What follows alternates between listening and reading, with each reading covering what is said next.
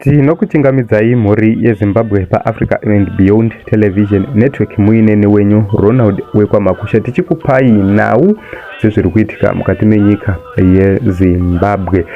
Mutauriri weCitizens Coalition for Change Adv Fadzai Mahere lakaratidza kutsutsumwa pamusoro pemashandiro ari kuita Zimbabwe Electoral Commission mushure mekunge yakatadza kupa maconfirmation evoter registration yakanga yoita kunyora pazvipepa apo yakanga yapererwa nestationary. Vachitaura vanoti izvi kana kuti pave nekusafambiswa zvakanaka kwebasa iri zvichitevera kuti registration slips yakanga achipiwa haana kwaakanga achigona kuzotariswa kuti ndo chokwadi here kana paanogona kuzoshandiswa.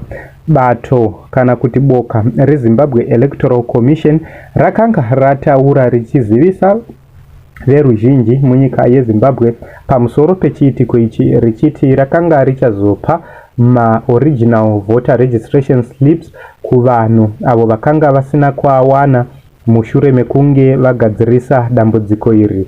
Vachitaura vaJP Chigiji vanova acting chief elections officer vakati ivo vanhu ngavarambe vachienda kunonyoresa kuvhota chero zvapo panenge pasina voter registration confirmation slips, vachiti izvi zvinhu zvakanga zvichigadziriswa nekomisheni kana kuti zvinhu zvakanga zviri muurongwa wekuti zvinge zvichifambiswa zvakanaka.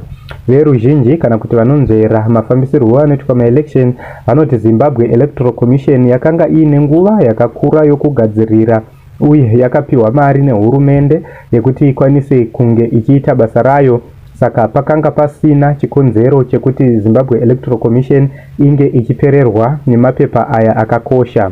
Vamwe ndivo vakataura ivo vachiti Zimbabwe Electoral Commission yakanga ichitungamirwa navanhu vasingazivi zvavanoita, sezvo ivo vachiziva mapepa avo mafambiro anenge achiita uye vachigona kushandisa maaverages evanhu vakanga vachirejista kuvhota panguva imwe neimwe uye avo vanotarisirwa kunge vachirejista kuvhota zvichienderana nesensus yakaitwa mugore ra2022 iyo yakaratidza kuti vanhu vakanga vasina kunyoresa kuvhota munzvimbo imwe neimwe vanga vakawanda zvakadii. Ronald Makusha, Africa and Beyond Television Network.